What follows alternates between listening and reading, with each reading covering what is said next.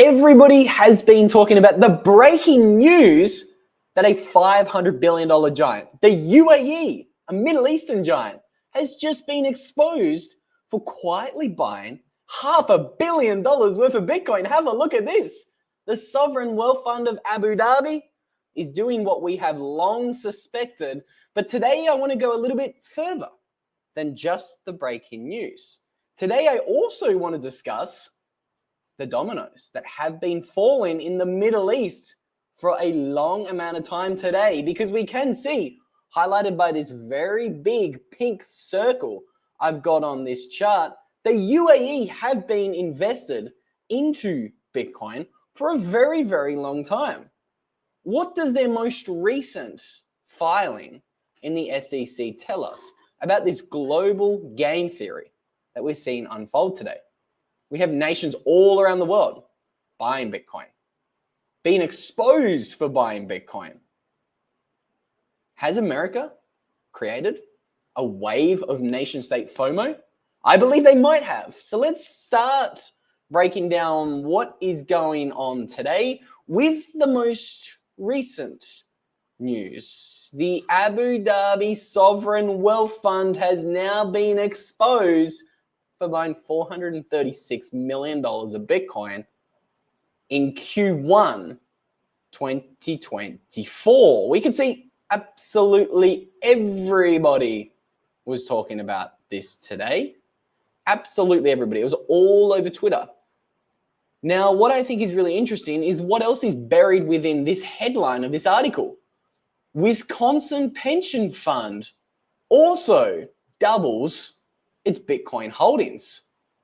Oh boy, we're going to come back to that in a moment. But I first want to talk about the Sovereign Wealth Fund race, the Sovereign Wealth Fund accumulation game that is going on today. You guys can see by the big chart I've slapped up on screen, the UAE, they're not a country to be ignored.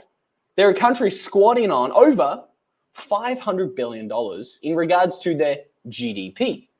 So their GDP is absolutely huge, if I do say so myself.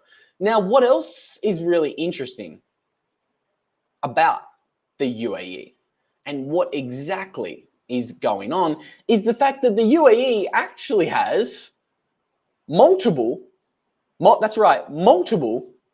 the world's largest sovereign wealth funds. No, I did not stutter. The UAE not only has a sovereign wealth fund in the top 10 largest sovereign wealth funds, but they've actually got two. Take a look at this chart. This is my favorite.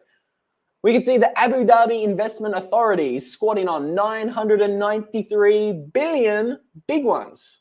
That's right. They hold around $1 trillion. And there are multiple other Middle Eastern giants with very, very, very, very big sovereign wealth funds. Now, I want you guys to really think about this chart and have a look at this chart. Try to spot something on this chart while I take a quick swig of my water. Okay, what do you guys see? Can you guys see what I see on this chart? We've talked about multiple names on this list right here who have recently been exposed for buying Bitcoin. We're not just talking about Abu Dhabi. Let's have a look at the bottom here. Qatar's investment authority. Qatar is sitting on a sovereign wealth fund of $450 billion. And there have been a lot of rumors circulating about Qatar for a very, very long time. If I am to remind you guys, we've made multiple videos investigating these rumors of Qatar wanting to buy 1 million Bitcoin. Again, right now, there's still just rumors. Right now, we still haven't seen the confirmation. Some people have even tried to connect the dots to say that Qatar is Mr. 100. You can see I've made multiple videos, tweet threads about Qatar buying Bitcoin. We've been following this story for a very long time now. Looks as if we are finally getting some follow through. Here's another tweet that I tweeted a little while ago. The National Bank of Bahrain became the first ever to create a Bitcoin-linked products in the GCC. That is the Gulf Cooperation Council. This is huge for Bitcoin adoption in the Middle East. So this is a story that's been developing here for a little while. The Middle East want Bitcoin. The Middle East have been strategically diversifying their holdings away from oil. Why is that?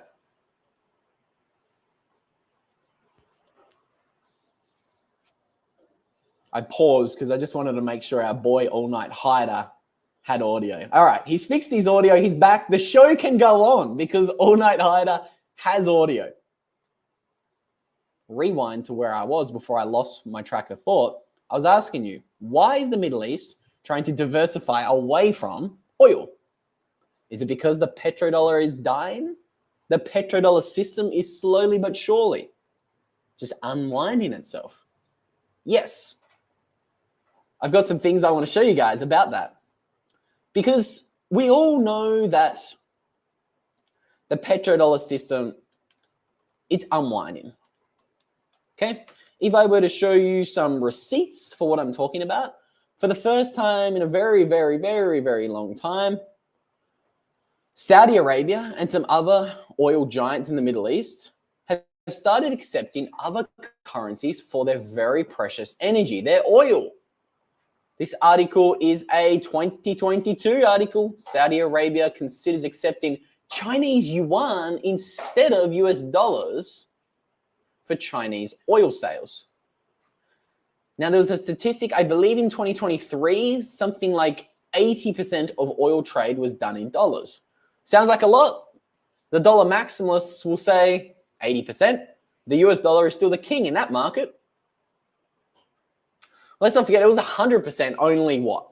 2 years ago? 2 years ago, 100% of oil trade was done in dollars. 2023, that dropped down to 80%. Why? It's because the Middle Eastern giants are saying we are diversifying away from US dollars. This 50-plus year petrodollar system agreement that's been put in place for a very long amount of time, it's over. It's done. We're going to accept whatever we want for our very precious energy. We don't trust those pieces of flimsy paper that should be used as toilet paper. I don't care if it's the global reserve currency. I will not be forced to use US dollars, a money that another man can print for free. Why should you work for a form of money that can be printed by an unelected bureaucrat at the head of a central bank? There's a question you should ask yourself while you're there, asking some deep philosophical questions at 4:12 p.m. on a Friday afternoon. Also ask yourself, why should you pay taxes if they can print money? Not the topic of today's video. Getting back on track, we do know and we can see that the petrodollar system is over. These Middle Eastern Bitcoin giants have long been looking for a way to diversify their holdings away from, yours truly, US dollars. This is why these guys have some of the bigger sovereign wealth funds in the world. It's because they've been preparing. So again, I want to retract what I just said then. They have some of the biggest sovereign wealth funds because they're very rich. They have a lot of energy. They have a lot of natural wealth. They are sick of receiving pieces of paper for that wealth. And now things get a little bit more interesting. And now the story and the storyline and the plot, it thickens, so to say, because who remembers what happened last week that we made a video about? I'm going to see if anyone in the chat can remember. What happened last week? Well. Didn't we see an executive order from Orange Man to create a sovereign wealth fund in America? We did. Are you guys starting to see what I'm seeing here? The timing of this announcement? Do you think it's just just a little bit interesting that we have Orange Man, Donald Trump, saying, yeah, you know what? We do have a $30 trillion GDP. Bit strange that we don't have a sovereign wealth fund. So we see this announcement by Orange Man. President Donald J. Trump orders a plan for a United States sovereign wealth fund. Look at the date, February 3rd, 2025. And then what? On February 14th, we get this news of the UAE, a country with a 500 billion sovereign wealth fund, aggressively getting into Bitcoin. All I'm going to say is I think it's very interesting. I think it's very coincidental. I always like to have a look at the timing of what exactly is going on. You guys can see the data. This is not just rumors or fake news or, gringos with a shitty haircut making stuff up on Twitter. This is real. We can see this is the data from James Seifert, ETF expert. He's showing us the holdings of IBIT. Have a look at who the biggest holders are of IBIT right now. We did a little bit of a video about Goldman Sachs earlier in the week. They've got a lazy $1.35 billion IBIT position. There's a couple of other familiar names on this list that we're not going to spend too much time focusing on today. The one I want you to focus your attention on today is that one at number 7. Let's try to pronounce the name. Mubadala Investment Co. That is the sovereign wealth fund of Abu Dhabi. They're sitting on $461 million worth of BlackRock's IBIT spot Bitcoin ETF. So they're not playing. They are certainly not playing. And this is why I love these quarterly reports. It almost feels like Bitcoin gets a little bit boring here for a minute. Again, the news did get slightly boring. And then we see these ETF filings come out. As we can see by this little bit I've got highlighted on this article, the only reason we found this out was because ETF filings were released. Benny Boy, my right-hand man, was telling me that we got some of the quarterly filings coming out today. And all of a sudden, things get a little bit interesting. I wasn't going to make a video today. Well, not going to lie to you guys. There hasn't been a whole lot to cover recently because the price of Bitcoin's kind of looked like a pancake and there's been no news since Trump was elected. We can see the price of Bitcoin. We're all getting bored to death again. But we did see a little bit of a pumpy this morning, which seems to have retraced on this news. What that chart's showing you is leverage traders just getting wrecked before Bitcoin makes its next big move. Where's that move going to be? Who knows? I have no idea. But I do think anybody trying to trade based upon the news that's happening is going to be taught a little bit of a painful lesson. Because Bitcoin does move pretty violently when it does move. I want to show you something I tried to show you guys last week. Don't tell me I've lost it. I've lost the data. All right, I don't have the data I wanted to show you guys. Who am I kidding? Of course I can find the data. I want to show you guys what Bitcoin does in its best 10 days in a year. Because it's pretty shocking. And I think this is a chart I want a lot of you guys to be more familiar with. We can see by these, let's call them big purple bars that you're about to see pop up on screen, that this is looking at what Bitcoin does each year. And in purple is Bitcoin's best 10 days. And typically, Bitcoin's best 10 days outperforms the other 300, and let's see how my maths goes, 56 days in the year. That's signified by the gray bars. So it's announcements like these, Abu Dhabi's sovereign wealth fund getting into Bitcoin, that do surprise a lot of people, catches them offside. And I think as we're about to discuss here in a moment, these are the catalysts that really create next legs of bull markets. And I do think we are about to see the next leg of a bull market. And I do think we're about to see a little bit of nation state FOMO accelerate here in Q1 2025. Before we talk about all that, again, if you think the price of Bitcoin is going to be going up and doing its thing, again, Bitcoin is NGU technology. And if you do think Bitcoin is very volatile, again, I always recommend you guys stay prepared. You can stay prepared by holding Bitcoin. I think the best place for you to buy Bitcoin and hold Bitcoin is actually at the Bitcoin well. Now, there's a key reason why I said not only buy Bitcoin, but hold Bitcoin. And that's because the guys at the Bitcoin well do not take self-custody.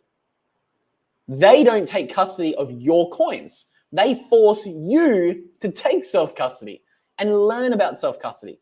That's why I really like what the Bitcoin well is doing.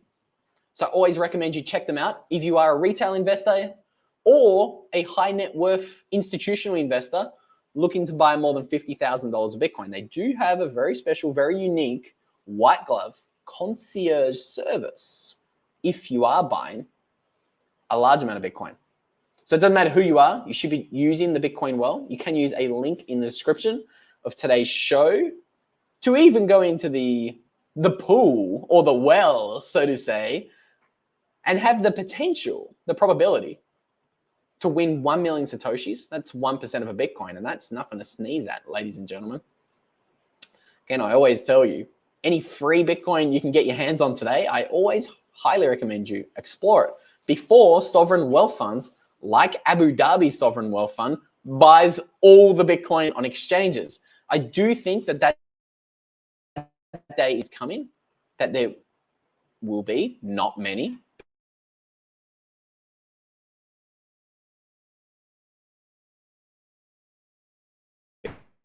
Bitcoin on it.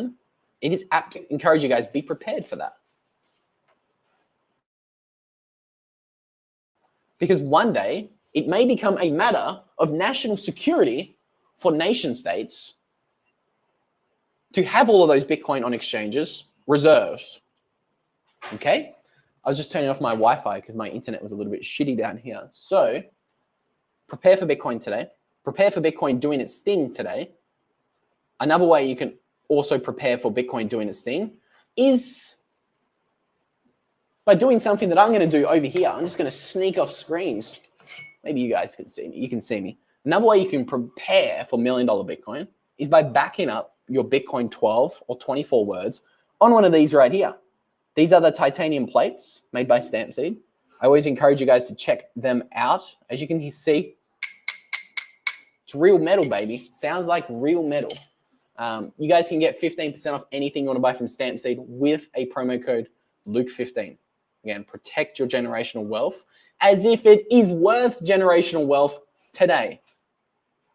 Now, let's get back to Saudi Arabia, the UAE, all of these Middle Eastern giants. I want to put a few more puzzle pieces together here in a moment, but I want to first quickly check on the chat. I am not a Kiwi, I am an Australian. That's so funny somebody mistakes me for a Kiwi person. I literally met a girl today who has a Kiwi phone number. I won't say too much to give up her privacy, but funny coincidence, somebody asked me that question today at this time. I'm Australian. Never keep your biddies on exchanges. That's true. Never keep your biddies on exchanges. Bad idea. Take self-custody of your Bitcoin. Again, at the end of the day, I don't care how you do it, but just do it. I've given you guys a few options that I use and trust myself. Bitcoin Well, Stampseed. Check them out if you want a discount. I apologize to the guys who are waiting for me again today. Let's just say I had some good reasons for why I was late to today's live stream. I apologize. Johnny Midas, you're my Valentine. It is Valentine's Day. As me and Brandon were saying to everyone today, Feliz Dia del Amor. I don't even know if that's correct, but I'm told that's somewhat directionally correct. Is that correct, Ben? Dia de Amores. There you go. I don't know if you guys heard that or not, but that's how a real gringo who can actually speak fluent Spanish says it correctly. He put a little bit of a backwards twist on it. That always gets me with Spanish, the backwards twists.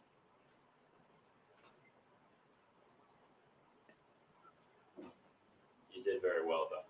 Oh, he's even, I don't know if you guys heard that, but I'm going to start blushing on camera here.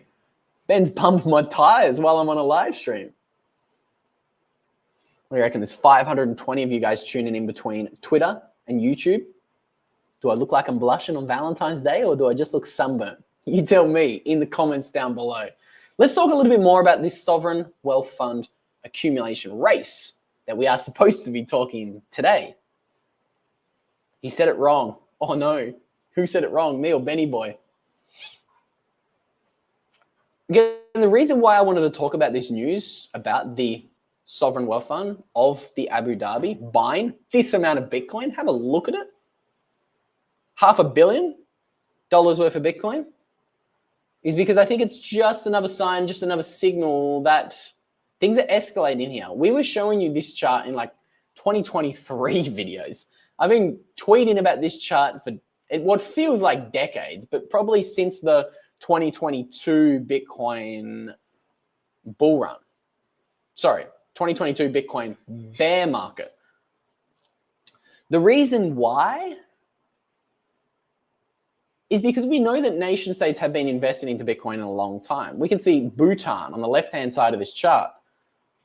The reason why they are on the left-hand side of this chart is because they were buying since 2019. They were mining Bitcoin since 2019. Then we have El Salvador in the bright green dot on this chart. Then we have the UAE, the country we're talking about today, in the pink. Look at their massive investment. They already have $2 billion invested into Bitcoin mining publicly. And then we have Oman with the big blue dot on this chart.